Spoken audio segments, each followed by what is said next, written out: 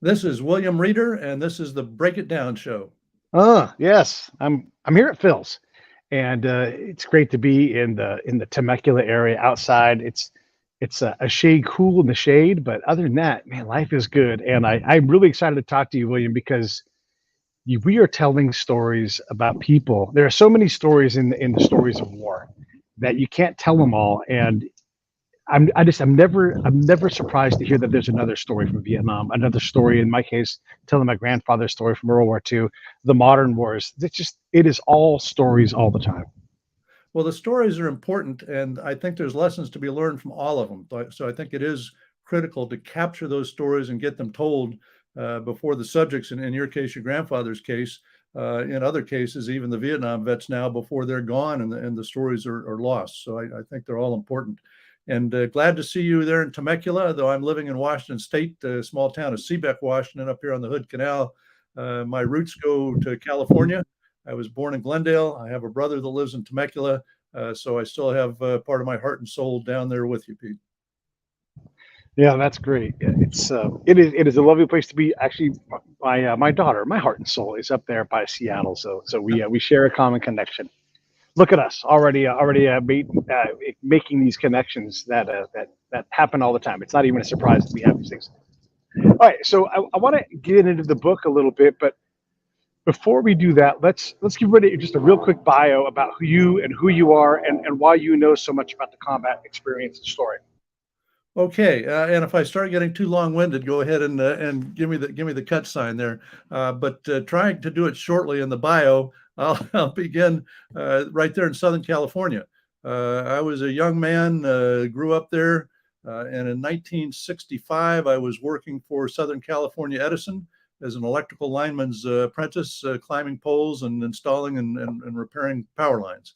The Vietnam War broke out with the Tonkin Gulf incident in August of 1964. And there I was looking at those events unfold. Surprisingly to most might be that in the beginnings of the war, it was extremely popular. It was well supported in the United States. So I marched down to my Army recruiter in Santa Monica, California, and enlisted in the Army in August of 1965, and off I went. Basic training at Fort Polk, Louisiana, which for a boy off the streets of Los Angeles was quite an eye opener, both culturally and the weather-wise down there. I got to jump in at Fort Polk. I got to jump in because I'm a California kid too. I don't know why anybody would want to live around Fort Polk, like unless you had to be there. I did some pre-mobilization training there, and it was a god awful place to be. It's hot. There's nothing out there unless you like fishing and hunting and being uncomfortably hot and humid. Oh my God, it's like the worst assignment ever. I just had to say that because people don't understand how hard an assignment can be based upon what's around you, and it's really hard to make something good out of Fort Polk. Okay, I'll come back to that. But yes, my initial introduction, it was a hot August night, flew on a DC-3 on Trans-Texas Airlines, I think it was, and landed at the airfield at Fort Polk, got off of that airplane into the most hot, humid conditions I had ever experienced in my life. It was like stepping into a sauna.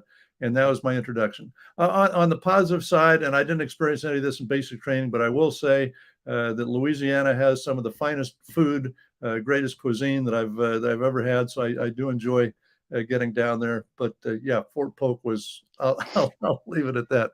So I did basic training, and then I was an artilleryman at Fort Sill, Oklahoma. Went to officer candidate school and was in the field artillery as a young lieutenant for a short time, and then applied and got accepted to flight school.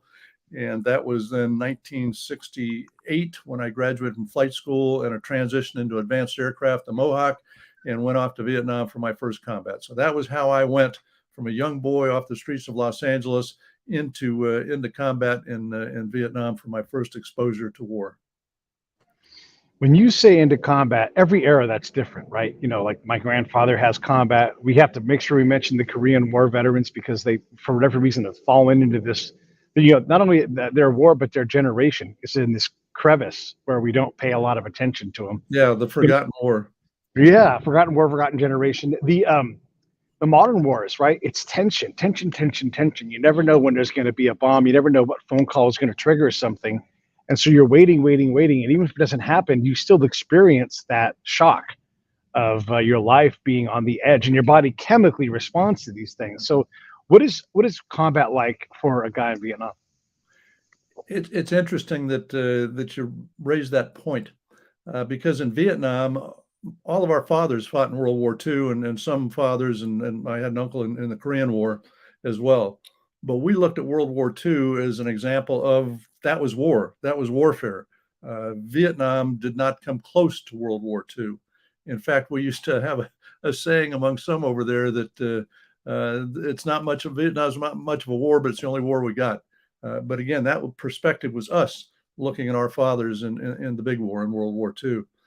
Now it's quite interesting when I interact with young people, young soldiers, sailors, airmen, marine that I see and talk to, and their experiences now in Iraq and Afghanistan. They're already looking back at Vietnam as saying, "Whoa, you guys were in some kind of a war over there, and our experiences today aren't that at all."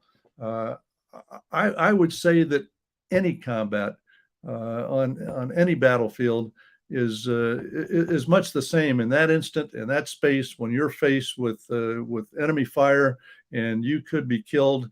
You are having the same experiences that guys had in Vietnam and the guys had in World War II.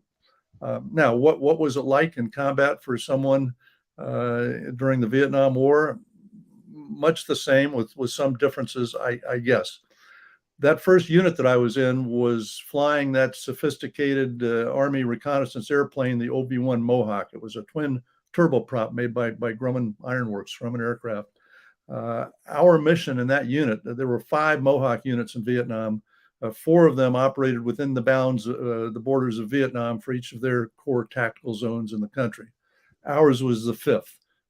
We were the bastard company, the special mission unit. All of our missions were out of country. We only saw South Vietnam for takeoffs and landings.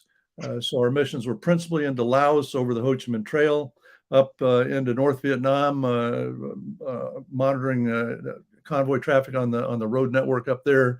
And then I had one very special, at the time, highly classified mission into northern Cambodia, just a few months before the Cambodian invasion of 1970.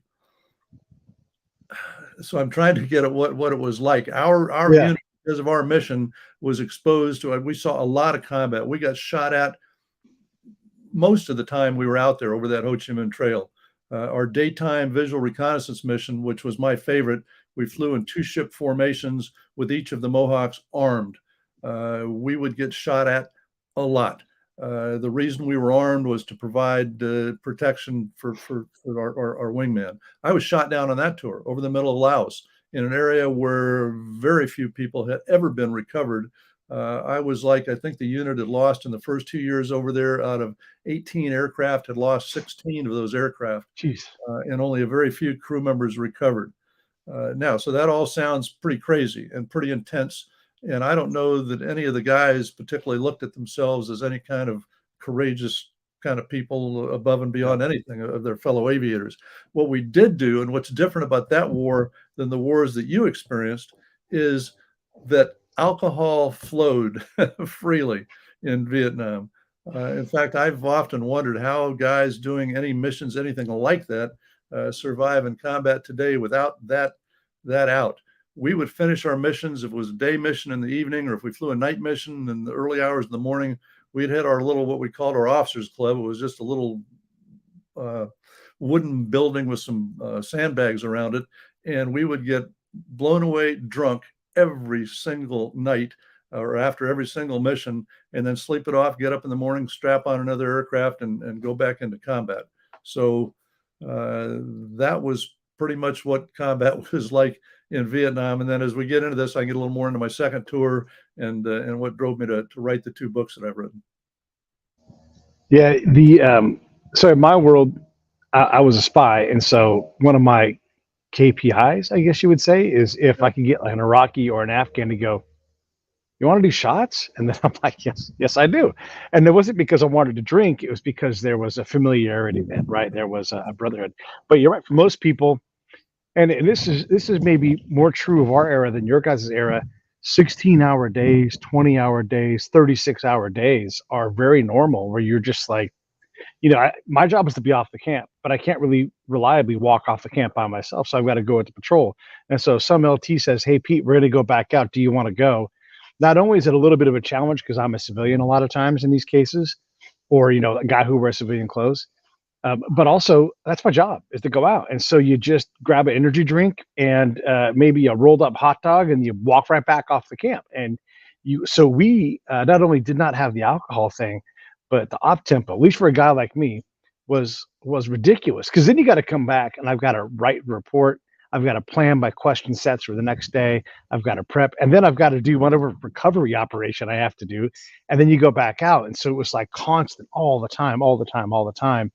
And if you got shot at, it was almost an inconvenience if there was an attack. Like we had a couple of RKGs thrown at us one patrol. This is in Iraq. For those who don't know, our RKG-3 is it's anti-tank hand grenade. You throw it up in the air, and it's got a little drone parachute, and it comes down and boom, and it blows up, and it's like a shape charge for the tank. So it didn't do any damage, but they did that, and because one of them didn't blow up, we owned that thing until EOD could come out. And unlike on TV shows, like EOD's like hup hup hup, and they're there in 15 minutes. It's hours and hours later, and so whatever else you had planned that day, you still have to do, but you got to sit around for 6 hours just cooking in 115-degree heat, waiting to be able to go do the next thing. And so it is funny how sudden and fast combat can be, but it's also amazing how slow it can be, and how, like, once you get used to it, I don't know if it works the same way if you're flying, but once you accept what's going on, once you've been in it enough, it's almost like, yes, there's flak, but I'm going down this path no matter what. So that doesn't matter. And for me, in my patrols, when we were getting shot at, it's like, I know what I have to do. It's this very specific thing. And so I'm going to go do that. And everything really slowed down. The heart rate would still be up a little bit, but not like before. Like when you get that adrenaline hit, it was a lot more calm and reasoned. Yeah, no, you're exactly right. I remember that first tour flying on that contract aircraft into Saigon, Tan Son Nhut Air Base, and we were up very high, and off in the distance we could see some things exploding in the air and fire, and it was very tense, just circling down and landing in Saigon. Boy, I tell you, that quickly came into perspective when you're actually flying combat missions. You see tracers and bullets going right by your cockpit. So that was a naive introduction to Vietnam. But yeah, once you're flying those missions every day, I guess in one sense they remain scary because you'd be crazy if there wasn't fear in that. But at the same time, you start to develop a mental pattern that I had and saw in people on both my tours. And that was because and we'll get into that second tour where things really went to hell in a handbasket quickly. But you see things happening, you see people getting shot down, you see people being killed in the air and on the ground. And the attitude is the unconscious feeling is whatever happens, whatever bad things happen to that other guy. It's not going to happen to me. People are getting killed, people are getting wounded, some people are getting captured, but it's not going to happen to me. I think without that mental process, it would be very difficult to go into combat day after day after day if you thought that really, today's the day I'm going to die on the battlefield or something terrible is going to happen to me. Then just one other comment on the op tempo. That is a big difference. Not only our daily op tempo, which was, we had other jobs to do other than the missions, and we'd fill up a day, but we could generally get a decent night's sleep unless you elected to stay up too late drinking. It was supposed to be 8 hours between bottle and throttle, and 50 feet between cigarette. A lot of people smoke cigarettes and cigarette in the aircraft, but we kind of laughingly joke, it's no drinking within 50 feet of the aircraft and no smoking 8 hours before, something ridiculous like that. But yeah, so the daily op tempo was, I think, more intense for you guys. And then the thing that I've recognized since, and I did a lot of leadership development work in retirement now out at Fort Lewis with the Stryker Brigade combat teams. And so I've saw these guys, we would go to Vietnam for a year. I extended to just over a year on my first tour, but we'd have a year in combat, and then we get usually a couple years back in the States before going for a second combat tour. And most aviators got at least 2. But 3 tours was about the max for anybody during the Vietnam War, unless they volunteered. You guys were going over on deployment after deployment after deployment. In fact, I used to feel for the Navy because they'd go out to sea for 6 months or something, all the, routinely making 6 month deployments until we got into Iraq and Afghanistan. And the U.S. Army was just deployment after deployment after deployment into combat. Yeah, those indefinite orders too. Like you'll be here until you're not, and you're like you don't know. Your family starts to crumble. I mean, it is really really tough. Let's get into the second tour and let's start to transition into extraordinary valor, because this is why we're talking ultimately. And for anybody who's checking it out, down below is the link. You can go into the comments on YouTube, and it's like on Facebook on the Break It Down Show page, and you can pick up the book there, or just go into the show notes in the promo. And you should see the link in there. And you know what I always say, buy two, buddy, read it. And I'm positive that you're going to read this book and get a new appreciation for, look, the when you step up, and then everybody's stepping up, and then you step forward when everybody's stepping up in that uncommon valor, extraordinary moments. These are the things that lead to amazing stories. So that's enough of a build up for that. Let's get into the second tour and the inspiration for the book. Okay, I came back from my first Vietnam tour. I spent 2 years in the United States. The Army was kind enough to send me back to college to finish a college degree in that time, so that was quite nice. And then I was going back on my second tour. I asked my assignment people if they would get me qualified in helicopters. I was fixed wing only on my first tour, and if there was any chance of getting checked out in the Cobra attack helicopter. They agreed to all of that, so I went to helicopter transition, Cobra qualification, and back to Vietnam on my second tour. I found myself once again, well, first of all, the war was winding down. Most U.S. forces had been withdrawn by the time I got over there in late 71. Every stop along the way from arrival until I got to my unit, whoever the assignment people were trying to rip me off for the headquarters. Hey, the war's about over. You need to stay. No, I want to get to a tactical unit. I ended up in another special mission unit that was the attack helicopters. Our unit was assigned the mission of supporting an organization called MACV-SOG, Military Assistance Command Vietnam Studies and Observations Group was what the cover name was, but most people knew it was the MACV Special Operations Group, and they did some very special missions, some deep reconnaissance with about 3 Americans on a team, and then a number of indigenous folks that would also make up that team. They had routinely gone over the border into Laos and Cambodia. By the time I got there, that was winding down. They were training South Vietnamese forces, special forces, to take over their mission, but they were still doing combat missions. And my very first mission in the unit, in fact, was over the border, involving a special team out of Thailand that we had to rescue. Things other than the special ops end were pretty quiet when I got there in late 71, but that changed as we got into 1972. The enemy was building up for their big major offensive of the war, the Easter offensive of 1972. So I found myself arriving worried I'd missed the war and wouldn't get a lot of action as a Cobra pilot, finding that I was getting a lot of action on these MACV-SOG missions, to finding that I was in the middle of a major conventional war by the time this Easter offensive got kicked off. The North Vietnamese sent regular army divisions into the South, so the guerrilla war was over and conventional war was raging. I was shot down on the 9th of May, 1972, while leading a flight of Cobra attack helicopters and some other support aircraft in operations at a border camp at Ben Het that was being overrun. I was shot down.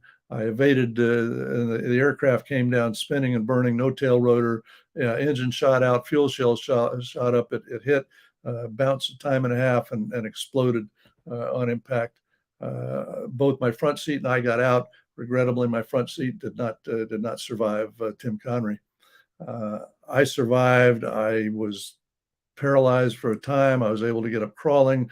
Eventually, I moved out of the area, trying to get to a safe area to the southeast, and made it for 3 days of evading the enemy. And I was captured and held in jungle cages in the south. Moved up the Ho Chi Minh Trail several hundred miles after several weeks living in a jungle cage, and eventually found myself in the Hanoi Hilton, from which I was released at the end of the war after the peace agreements were signed on March 27th, 1973. Out of that experience, maybe we can get a little bit later why I wrote that book, but I had this book in mind that I thought needed to be written. I didn't get to it for many decades later. It was published in 2016 by the Naval Institute Press. The title is Through the Valley, My Captivity in Vietnam, and it tells that whole story, all the details of all those incidents, me getting shot down and captured, and all that I went through in that journey. Now, to draw that then to, hey, how the second book, Extraordinary Valor, which we'll talk about a bit here today, in that first book, I describe my arrival in the unit, some of those MACV SOG missions, and then everything just going to hell in a handbasket, as I said, with the Easter offensive and the increasing intensity of the battles until the day I was shot down and captured. One of those battles, one of those fights that led up to my eventual shoot down, was a fight at a place called Charlie Hill, an old firebase Charlie in the Central Highlands of South Vietnam. I was part of a team of Cobras that supported those guys on the day and evening of April 14th, 1972. It was a horrendous battle. I wanted to include, and I did, at least a few paragraphs about that battle in my book, Through the Valley. In writing that book, all those decades after things happened, I found that many things were fresh in my mind. Some things were a little fuzzy, so I was checking and double checking facts. I wanted to be sure I had everything correct about that fight on Charlie Hill.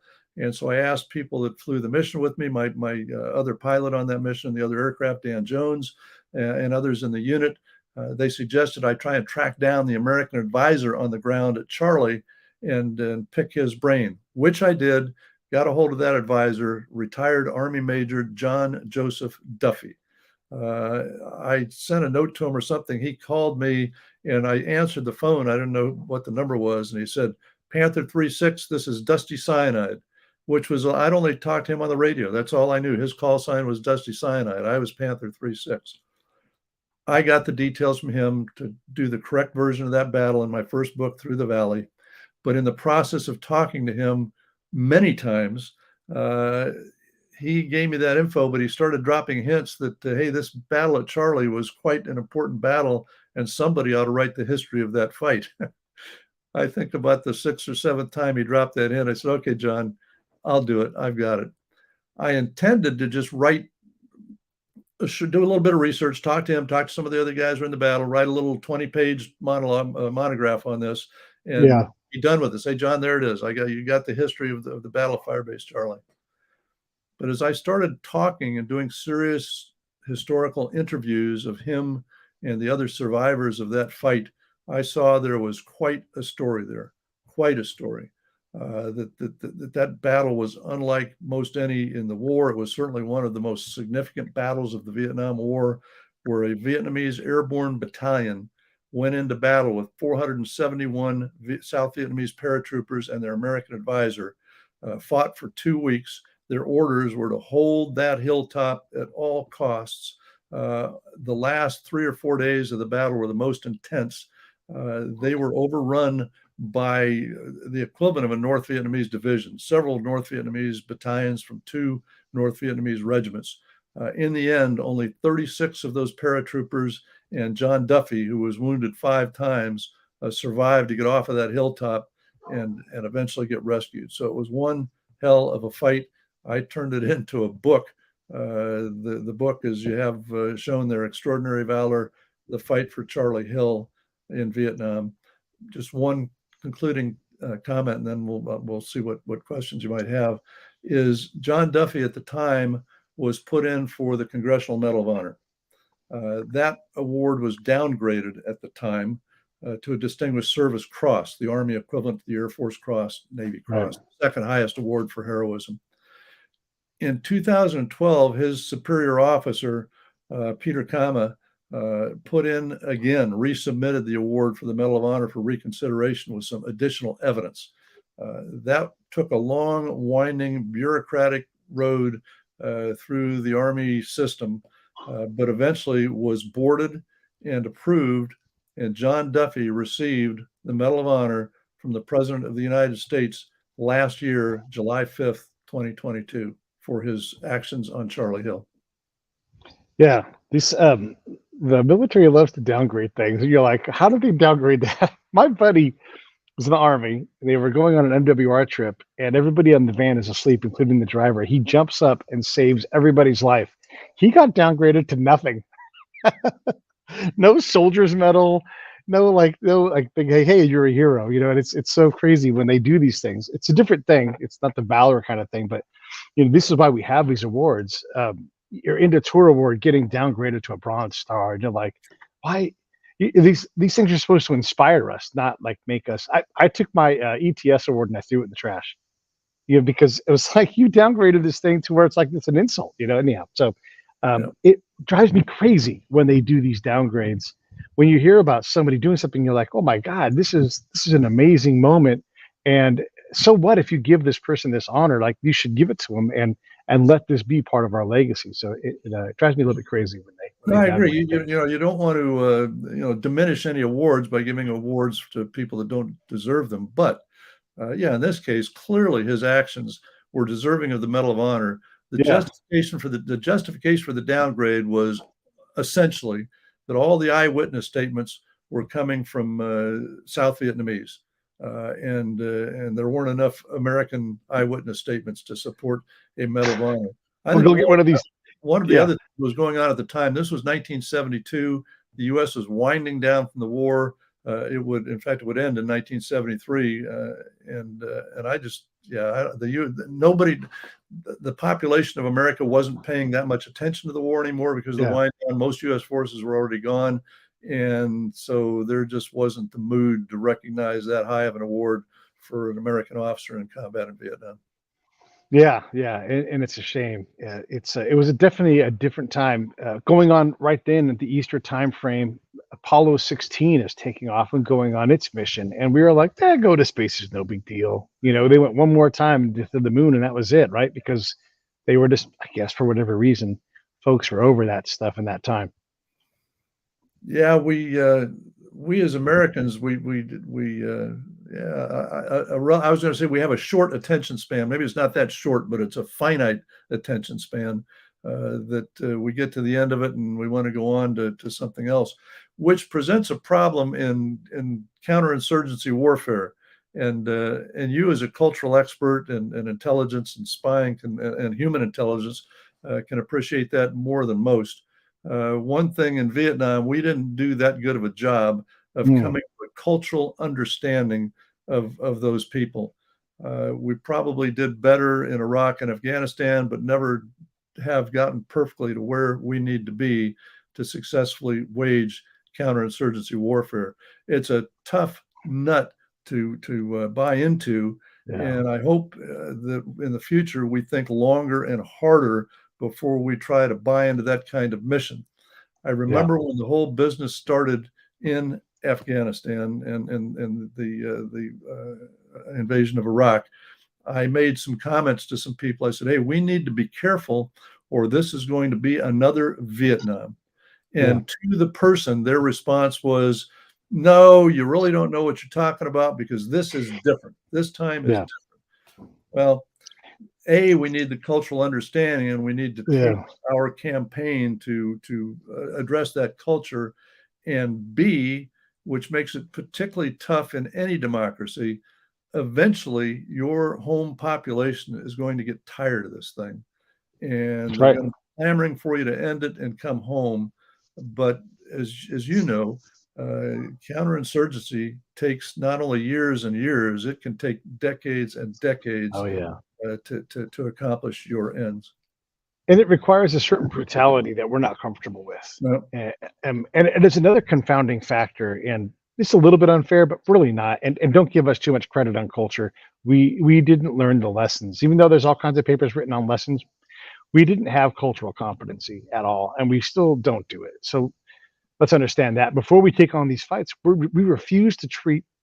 If we treated going into a counterinsurgency and doing groundwork face to face as seriously as you guys do flying a jet or a helicopter, it would be different. But we don't. We treat it like it's a silly secondary thing. And so a thing like working with an interpreter, we don't treat that like a professional skill. You just go out and you just like, I don't know, you just say things and they tell you. It doesn't work like that, right? And so the confounding factor with all this stuff is we're completely unprepared. And I don't want to get too fired up about this because this really shows about your book. But the other thing is that in the case of Afghanistan and Iraq, we were the insurgents. We came in and toppled the government and tried to put a new one in. And so we were fighting this counterinsurgency with mixed messaging, mixed doctrine, all these other things, and we were actually the insurgents. So we can't lose sight of the how complex and how hard. And you're right, it takes forever. It's fraught with errors. You have to go backwards 100 times to go forward once. And boy, oh boy, do we forget the lessons. Like if you were a unit 3 years before a unit that gets there, nobody has any idea what that unit did 3 years earlier. None. It's complete amnesia. And so very much like Vietnam from what I've learned about, except for you guys had a different kind of brutality than we all had brutality, but you guys had a different form of it than we did. And that's the big difference. Yeah, it's tough. It's tough. So when you look at the story of Charlie Hill and you get compelled to write it, I love that. That's how these things go. You're like, I'm just going to write a monograph. That's great. I'm going to do 20 pages. Then you realize I'm already basically halfway into this book. Let me just go ahead and, stop cutting things out and just make it happen. But is it more than that? I mean, is this like a mission for you? Like, did Duffy give you a command basically and say you have to do this thing? No, he didn't. Even though I was a captain at the time and he was a major, he appreciates that I retired as a colonel and defers to that sometimes. So we've become very, very, very good friends. Very close. Yeah. He's quite a guy. I guess on the why am I compelled to do that? First on the because the compelling came with the first book, or I never would have done any of this. And my impetus there was when I came back, I knew that I had a book to be written. I felt it was important to write because most of the publicity, most of the accounts written about the prisoners of war in Vietnam, both during the war and since, either about prisoners of war or by prisoners of war, have been the group of prisoners who were Air Force, Navy, Marine Corps pilots shot down over North Vietnam, captured in North Vietnam, and taken fairly quickly, in most cases, into the formal prison system in North Vietnam. There was a whole nother category of prisoners who were those of us who were captured in the South or in Laos, in South Vietnam or Laos, who had a much different experience. And that experience had not been widely written about. There are a few accounts. One that comes to mind was 5 Years to Freedom, and a couple of other books, but not a lot. Most of it was about the guys in the North. So I knew that there was a different story that needed to be told. And that was my main inspiration for writing that first book. And if anyone reads it, they will see, yes, and I really didn't want to write a This Happened to Me book, though I got several people suggested to do that rather than my initial intent. I was going to write a historical novel. Everything in it was going to be true, but I was going to tell it through about 6 fictional characters of all the stuff that happened. And that way it wouldn't have to be, hey, look, this happened to me. Two prominent people that reviewed my initial couple chapters. One was a gentleman named Joe Galloway, who was a co-author of We Were Soldiers Once and Young, made into a Mel Gibson movie. The other was Robert Mason, who wrote a book called Chicken Hawk about helicopter operations in Vietnam. Both of them, a few years apart, read my few first chapters and came back with the same comment. Hey, I see what you're trying to do, but why don't you just tell your story? So that's what I did. My book, Through the Valley, is my memoir of my experience in Vietnam as a POW. But in it, I relate to those other prisoners that I ran into, that I talked to, that I heard their stories. I include those stories in the book as well. So I think that the book does successfully tell that broad story of the Southern and Laotian Vietnam prisoner of war experience. So that's why I was driven to write that. Yeah, why didn't I write it when I first got back? Well, I came out of captivity through some medical treatment and hospitalization and went back to active duty and ended up commanding at all levels in the Army up through brigade. and was just a busy, active duty serving guy and didn't have any time to be writing books. Yeah. When I first retired from the Army, I stayed pretty busy too. But at any rate, I got to a point where I said, "Hey, I got to get this book written." So it was finally published in 2016. The Duffy book, The Extraordinary Valor, which is essentially about two people, Duffy and his South Vietnamese counterpart in that airborne battalion. When I got to that, yeah, first it was a monograph and just take care of it because, as I said, that was just a spin-off from my first book. But when I started talking to those guys and learning more detail about what was going on the ground, uh, yeah, I felt it. No, it wasn't an order from Duffy. I mean, yeah, the monograph was going to be to, hey, get him off my back. But once I got into it, I was self-driven. I said, this is an extraordinary story of extraordinary valor. I've got to do the best job that I can to tell their story. And in the second book, I've got in my first book, he's got a few paragraphs in my book. In the second book, Extraordinary Valor, my experience that day and that night supporting that battle has a few paragraphs now in this in his book. There's a thing that happens. So you get Navy guys, Air Force guys, Marines. We don't always work together, but especially folks that work in the air and folks that are on the ground. I don't want to be in the air. I realize that when you're in a helicopter and someone opens up a 50 cal and shoots at something, there's probably something shooting back, and all of a sudden I'm like, whoa, hold on a second. But if you put me on the ground and make me walk through some valley, I'm a lot more comfortable. Right? Like, we have our spot. You experienced both. Obviously, you were on the ground when you get captured and everything. Do you what is your experience in talking to other people? Like, which to you seems more frightening, to be up in the air and be exposed, or on the ground and surrounded by 1,000 people or whatever it's going to be?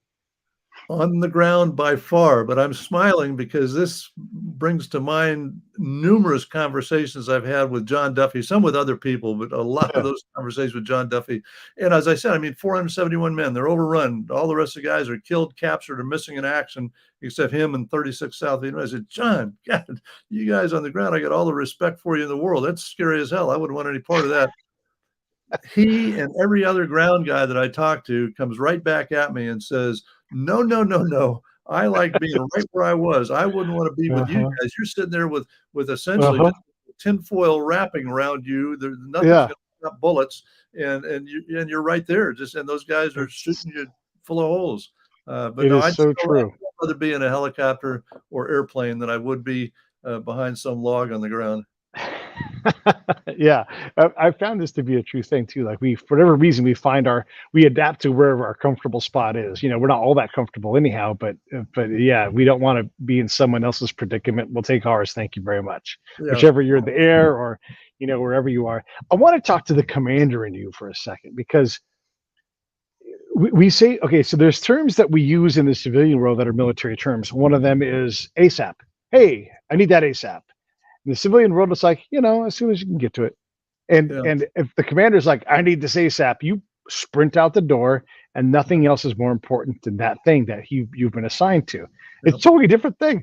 When a commander says you have to hold Charlie Hill at all costs, that is a big decision. And look, you as a brigade commander, you get that, you talk to that captain, like, you have to hold this hill no matter what, or you battalion commander, whatever it's going to be, whoever's going to send that message.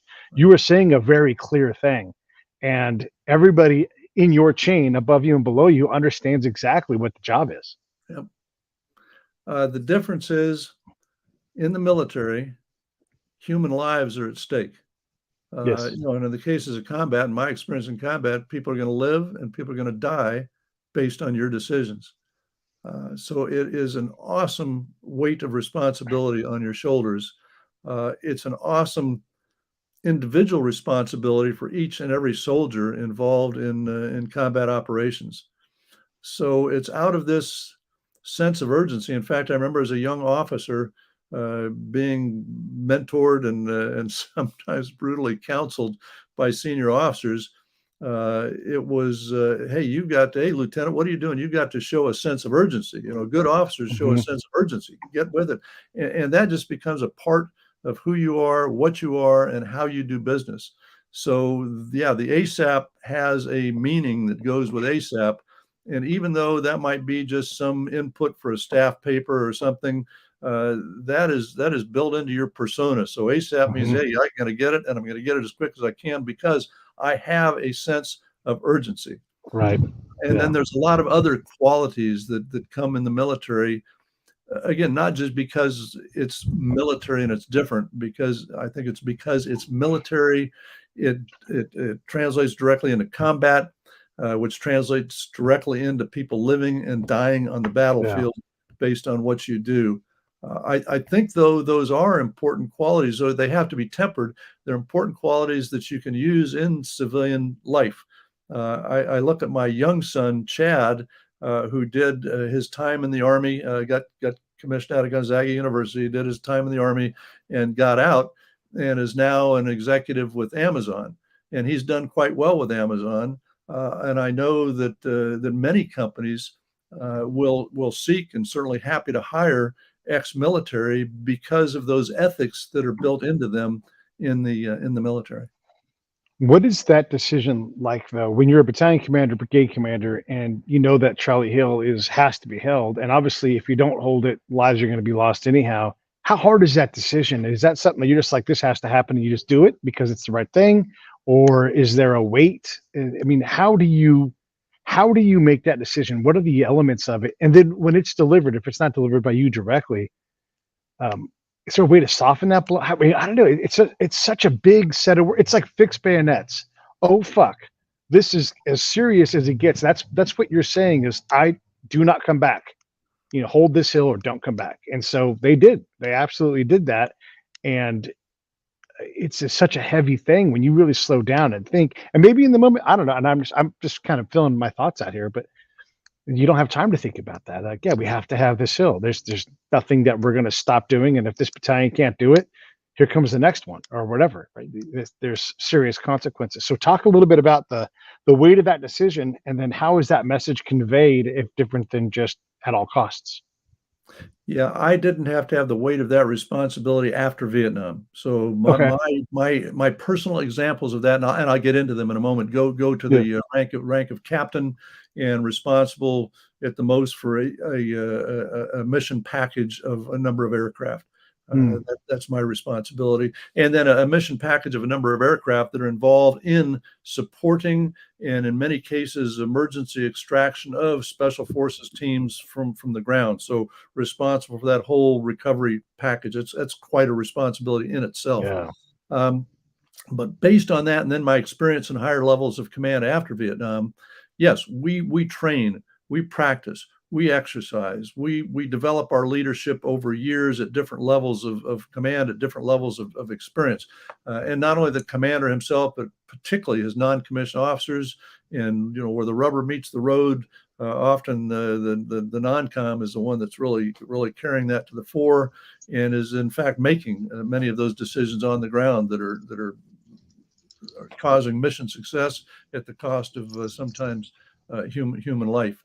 Um, so I think it's not automatic, but I don't think at higher levels of command you particularly sit there and dwell on, hey, what are the consequences of all these people?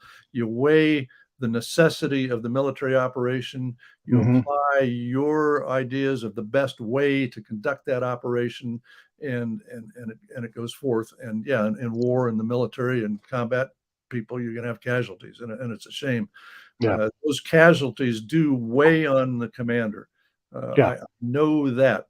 When I was doing my leadership development work at Fort Lewis with the Stryker Brigade combat teams, one component of that was to do a series of video interviews with all the not only the leadership, but the key participants in the Stryker brigades of every combat action they had during their deployments. And I can tell you that the battalion, I would deal mainly with the battalion commanders, brigade commanders, and their operations people. Those responsibilities weighed heavily. Those Mm. Hmm. casualties weighed heavily on those guys when they got back, and will for the rest of their lives.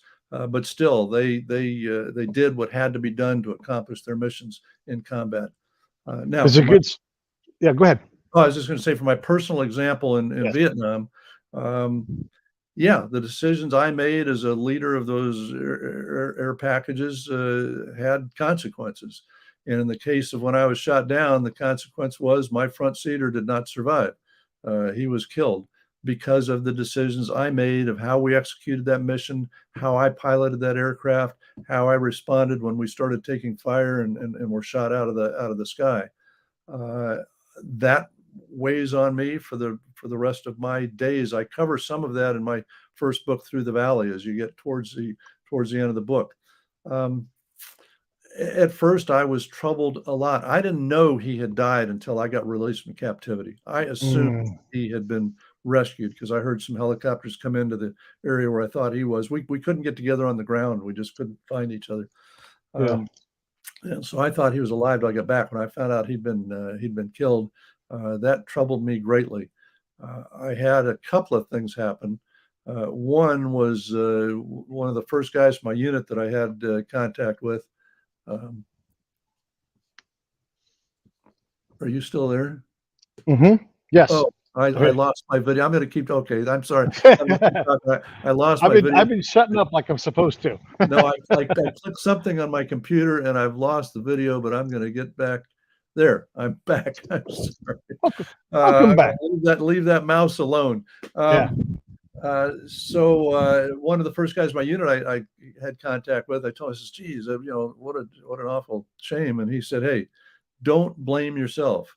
He said, you were the right guy with the right experience to command that mission. You made the right decisions and things happen in combat and you shouldn't blame yourself, because I was blaming myself.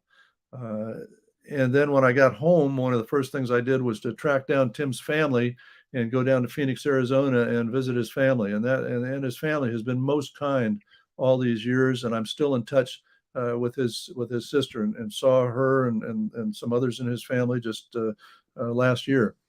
Yeah. So yeah, the answer to your question, yeah, it's an awesome responsibility. It weighs heavily, but we are military leaders, and we do the best that we can do, and we live with the consequences of our actions. We sure do. And I wasn't a leader like that. I mostly helped the leaders, but there's another William Toddy. He was a commander of the modern USS sub Indianapolis. And look, you understand this. If you're a really good commander and you go through a trial with your unit, you are never not their commander. You will always be sir or whatever, colonel so and so, because there's something in that experience, that exchange with you and your front seater's family. Like, you're just bonded together. And so William Tye, and I'm bringing this up for two reasons. One, it's an amazing thing. So he commands a submarine named after the USS Indy, and by default, he owns that entire community. So they're doing their reunion. And there's one dude left from the Indy alive. All those 1,200 people. There's one dude. He lives in my hometown. His name's William. His name's Harold Bray. And I'm going to put this link up here. If you guys want to support Harold and everything else, they're going to build a bronze statue for him in Benicia. And like a standard World War II guy, he goes through something amazing. He's like, why would you guys do that? He's like, I'm just a guy who was sitting on a deck in the middle of the night trying not to be hot and happened to survive, and now I'm the oldest guy. But we all know better. And so if you go to beniciacf.org, you can find out. Just go to the thing where it says Harold Bray, and you guys can contribute there. The last guy left is Harold Bray, and they're doing the reunion organized by William Toddy, because just like your book that was started out trying to be a monograph and turned into a book, he's like, it's my responsibility. I have to do this. I am the commander of this thing now, and there's just no getting rid of it. And so if you guys want to come out to Benicia and check that out and meet all of the families of the Indy, it's really a powerful thing. And meet Harold, and you can yell in his ear. He didn't hear very good anymore, but he's a funny dude. So everybody should support that. But what is it about these commanders, right? Like, why do you guys, not that you, why, it's a terrible way to ask the question. You guys are bound to the men that you serve with, the women that you serve with, if that's the appropriate thing for the appropriate unit. What happens? Why does that stay for 40, 50, 60 years where, a person will get at the position of attention when you walk in the room out of respect? They don't have to do that. That's Dave and your Bill. Dave and Bill get together. Like, nope, I'm going to be at the position of attention until you salute me or something. It's a different thing. Yeah. Can you explain it? No. No, it's a bond like no other. And I mean, anybody in any organization, even your high school graduating class, there are different levels of bonds that develop and stay. The bonds that develop in military organizations, particularly during deployments, are tight. And those bonds in a combat situation are extremely, extremely tight. And some units continue to have unit reunions over the years. In our case, there's a Vietnam Helicopter Pilots Association that has an annual reunion. In fact, the next one is going to be in San Antonio over the 4th of July weekend. And during that big, broad helicopter pilots reunion, many of the units will have unit reunions as well. And our particular unit, the 361st Aerial Weapons Company Pink Panthers, we always get a number of our guys together. I didn't go to a reunion for years. I was busy. I was active duty. I was in the field, and I wasn't looking to think back on Vietnam. I was looking forward. But eventually, I finally went, and it was so awesome to walk into a room with guys that I'd not seen since standing on the tarmac the day I took off and got shot down and captured. It was an awesome experience, and I've been to probably most of those reunions in all the years since, and they do mean a lot. There is a brotherhood of guys that served together in the war, and it's there. And how else can I describe it or say why it's important other than you're there, you're risking your life together, and that is probably the most special bond that you can develop. Spies don't do this. You might deploy as a unit of spies. We just scatter to the wind. And when you're a commander of a company of counterintelligence agents, you don't know where anybody is. You don't know who's drunk. I mean, it's crazy. We're all out doing our thing, Right. but you've got a bunch of very unique assets. And so, as a commander of, say, like in Bosnia, it was 16 teams of 4 people. Poof, all gone. It's like there's no commanding that. And if anybody is going to hold the unit together, it's me. I'm not the commander, but I'm like, hey, our stories matter. This was a unique time. But if I didn't do it, we wouldn't do it at all. Are you still in touch with any of those people you work with, though, or any of the I am interpreters? slowly rebonding everybody. I can continue to grab them. There's a book in this because and this is just I'm just going to pitch the book idea here. Not that you're going to write it, but the 165th, the Delta Company was a counterintelligence company, but then they slapped the interrogators in as they were going to kick the interrogators slowly out of the theater because there was not going to be any kind of EPW fight anymore, enemy prisoner of war fight anymore, and so we were going to 9 mils. This is post Cold War, like we were trying to transition into something else, and then all of a sudden we deployed and we had to have M16s, and it was crazy. And it was the dawn of the digital age. There were drones being flown on missions every day, and we were using laptops instead of pencils to write reports. It was amazing. And so I've been slowly grabbing these people and reconnecting and trying to get some unity in our unit. But our unit is very disparate, and there's a lot of people that are still working and all those things. I don't want to go too long on that, though, because it's not about that. I do want to ask about Levon May, because he obviously plays a major role in your book. Yes, Van Mễ is the Vietnamese, ends up being the commander of the unit. So he's John Duffy's, we call him counterpart. John's the advisor. Van Mễ becomes the counterpart.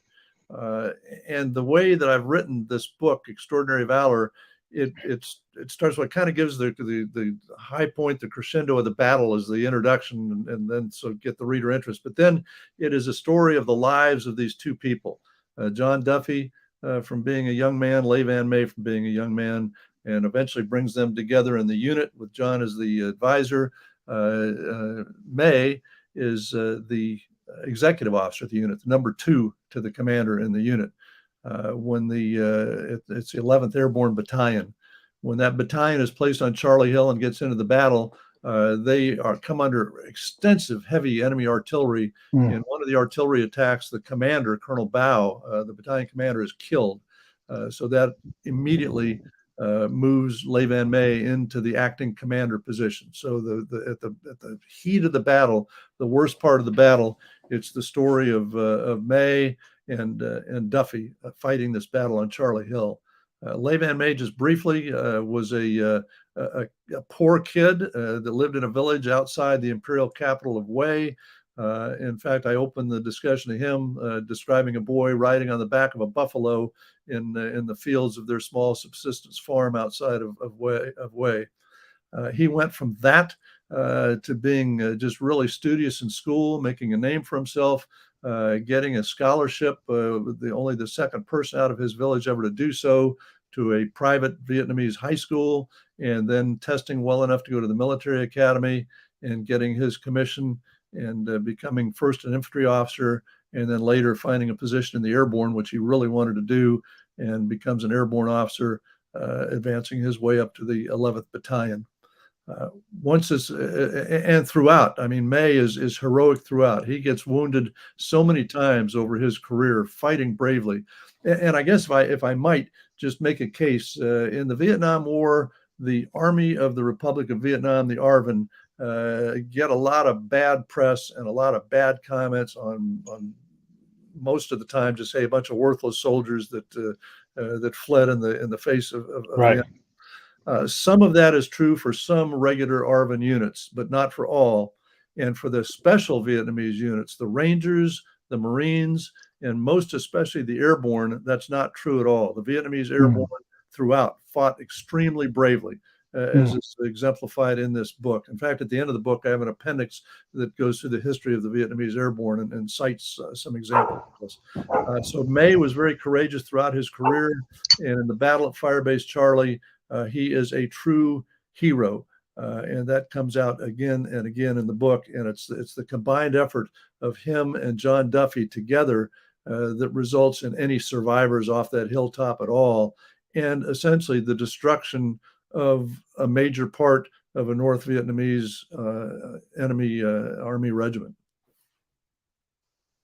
It's a tell for me when someone says the Iraqis or the Afghans were too dumb and that the military was too stupid to do whatever. That tells me that we on our end didn't do our job, right? And there's a real thing there.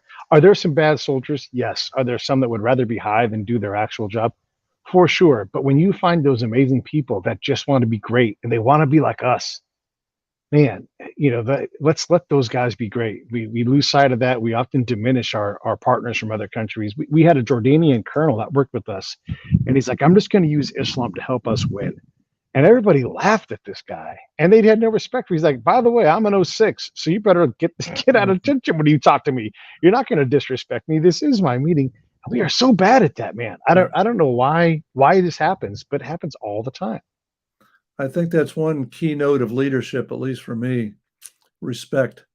I mean, you got to respect your soldiers. You may be a colonel and a soldier may be a new private in the Army. You need to respect that person as a human being. Yeah. And we need to respect our allies. And it's so important. Yeah. So you didn't do an audio version of the book. Was there a reason for that?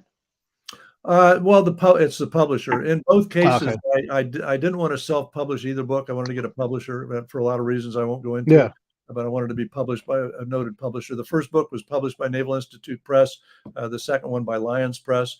It's simply that they haven't bought into a audio version yet. Naval Institute Press, it took them a few years before they did. I think, and I don't know, I can't speak for the press. I think that they want to sell as many hard copy books as possible before they put out the option for an audio book.